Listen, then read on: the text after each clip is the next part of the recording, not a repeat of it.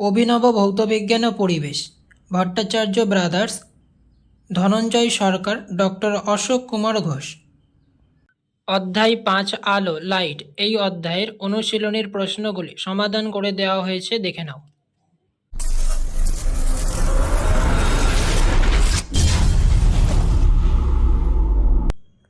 এক বহু বিকল্পভিত্তিক প্রশ্ন এমসিকিউ। প্রশ্নের মান 1।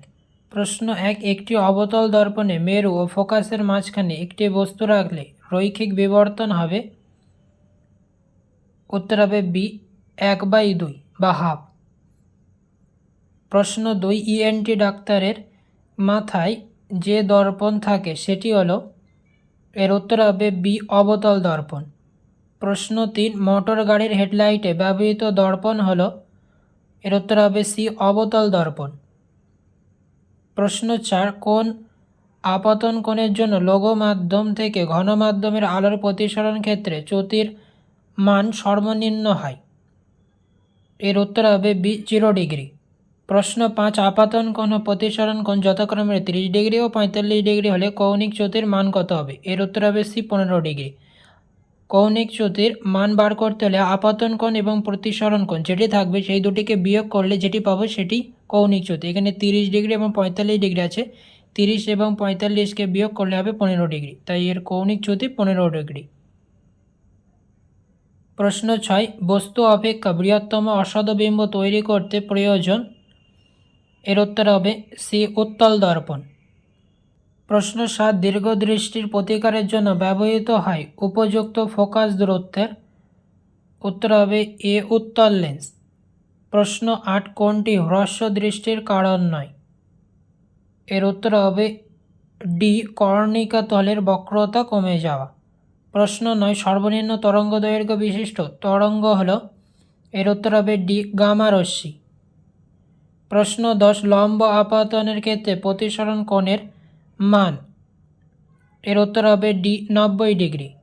প্রশ্ন 11, নীল কাঁচের মধ্যে দিয়ে একটি লাল রঙের ফুলকে দেখায়? উত্তর হবে ডি, কালো। প্রশ্ন 12, প্রিজমে কোন বর্ণের আলোর জন্য চ্যুতি সর্বাধিক? এর উত্তর হবে সি, হলুদ বর্ণের আলোর চ্যুতি সর্বাধিক। প্রশ্ন 13, একটি প্রিজমের প্রতিসারক তলের সংখ্যা? এর উত্তর হবে বি, 2টি। প্রশ্ন 14, লেন্সের আলোক কেন্দ্রগামী রশ্মি বিচ্যুতির পরিমাণ? উত্তর হবে এ, 0 ডিগ্রি। 2, অতি সংক্ষিপ্ত উত্তরভিত্তিক প্রশ্ন। প্রশ্নের মান 1। প্রশ্ন 1, কোন দর্পণ সর্বদা অসৎ ও খর্বাকৃতি প্রতিবিম্ব গঠন করে? এর উত্তর হবে উত্তল দর্পণ সর্বদা অসৎ ও খর্বাকৃতি প্রতিবিম্ব গঠন করে। প্রশ্ন 2, দন্ত চিকিৎসক কোন ধরনের দর্পণ ব্যবহার করেন? এর উত্তর হবে দন্ত চিকিৎসক অবতল দর্পণ ব্যবহার করেন। প্রশ্ন 3, অবতল দর্পণে বস্তুর কোথায় থাকলে প্রতিবিম্ব বস্তুর সমান আকৃতির হবে? এর উত্তর হবে বক্রতা কেন্দ্রে থাকলে বস্তুর সমান আকৃতি হবে। প্রশ্ন 4, সমতল দর্পণের ফোকাস দূরত্ব কত? এর উত্তর হবে সমতল দর্পণের ফোকাস দূরত্ব অসীম।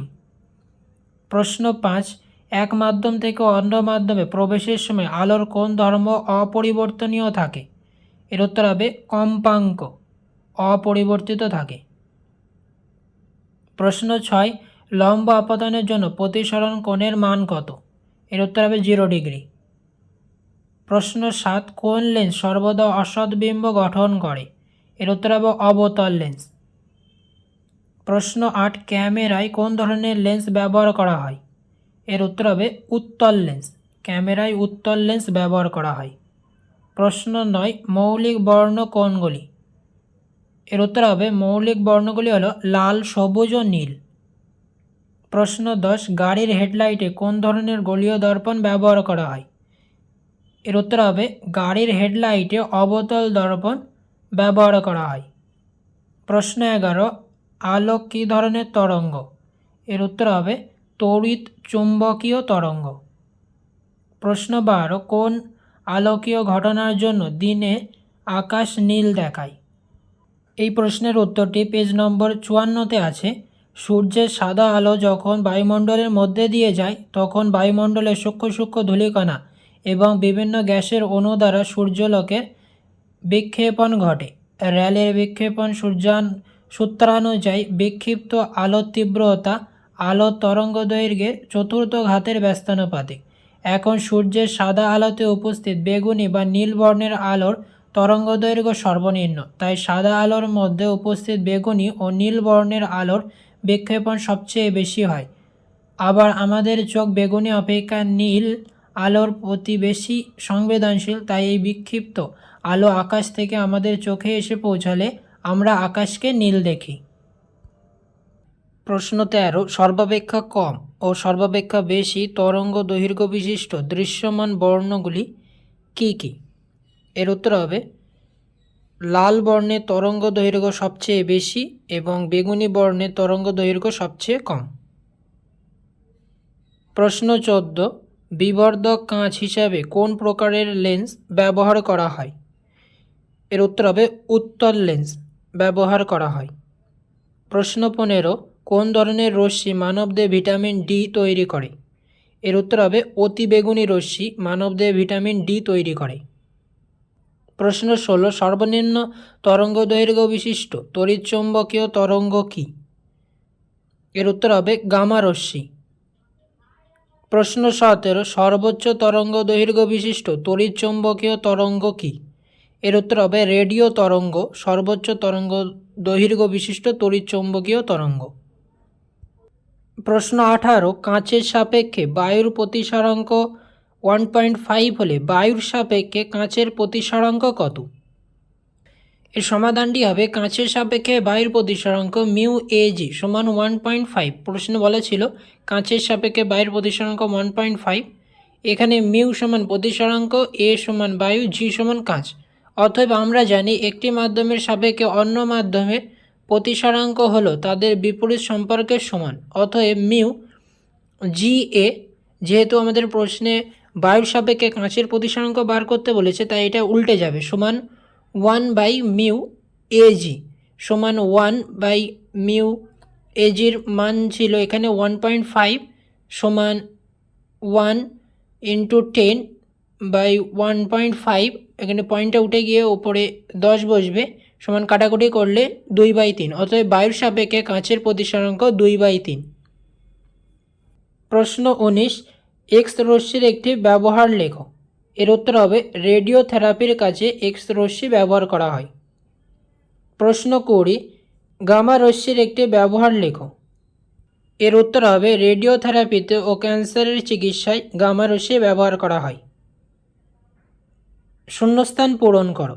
প্রশ্ন 21, আলোক কেন্দ্রে লেন্সের ড্যাশ এর ওপর অবস্থিত একটি বিন্দু। শূন্যস্থানে বলবে প্রধান অক্ষের। প্রশ্ন 22, ড্যাশ দর্পণকে অপসারী দর্পণ বলে। শূন্যস্থানে বসবে উত্তল দর্পণকে অপসারী দর্পণ বলে। প্রশ্ন 23, উপাক্ষীয় রশ্মির ক্ষেত্রে দর্পণের ফোকাস দূরত্ব 2 × ড্যাশ। শূন্যস্থানে বসবে ফোকাস দূরত্ব এফ।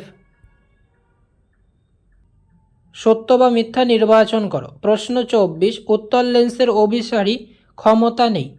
এর উত্তর হবে মিথ্যা। প্রশ্ন 25, দৃশ্যমান আলো তরঙ্গ দৈর্ঘ্যের পাল্লা 4 × 10⁻7 m থেকে 8 × 10⁻7 m। এর উত্তর হবে সত্য। প্রশ্ন 26, স্বল্পদৃষ্টি ত্রুটি সম্পন্ন ব্যক্তি কাছের বস্তু স্পষ্ট দেখতে পায় না। এর উত্তর হবে মিথ্যা। প্রশ্ন 27, দন্ত চিকিৎসকগণ অবতল দর্পণ ব্যবহার করেন। এটি হবে সত্য। প্রশ্ন 28, আলোকের তরঙ্গ দৈর্ঘ্য কম হলে বিক্ষেপণ হবে। এর উত্তর হবে সত্য। প্রশ্ন 29, বিপদ সংকেতে হলুদ বর্ণের আলো ব্যবহৃত হয়। এর উত্তর হবে মিথ্যা। বিপদ সংকেতে সবসময় লাল বর্ণের আলো ব্যবহৃত হয়। 3, সংক্ষিপ্ত উত্তরভিত্তিক প্রশ্ন এসএকিউ। প্রশ্নের মান 2। প্রশ্ন 1, চিত্রসহ গলীয় দর্পণের মুখ্য ফোকাসের সংজ্ঞা দাও। এর উত্তর হবে কোনো সমান্তরাল আলোক রশ্মিগুচ্ছ প্রধান অক্ষের সঙ্গে সমান্তরালভাবে এসে অবতল দর্পণে আপতিত হলে প্রতিফলনের পর প্রতিফলিত রশ্মিগুলি প্রধান অক্ষের ওপর অবস্থিত একটি বিন্দুতে এফ মিলিত হয়। এই বিন্দুটিকে অবতল দর্পণের মুখ্য ফোকাস বা সংক্ষেপে ফোকাস বলে। আর এর পাশে চিত্রটি অবশ্যই দিয়ে দেবে। যেখানে চিত্র দিতে বলবে সেখানে অবশ্যই চিত্র দিতে হবে, নয়তো নাম্বার কাটবে। প্রশ্ন 2, আলোকরশ্মি ঘনমাধ্যম থেকে লঘু মাধ্যমে প্রতিসৃত হলে চিত্র সহ তার চ্যুতিকোণের রাশিমালা নির্ণয় করো। এর উত্তরটি পেজ নম্বর 39-এ আছে।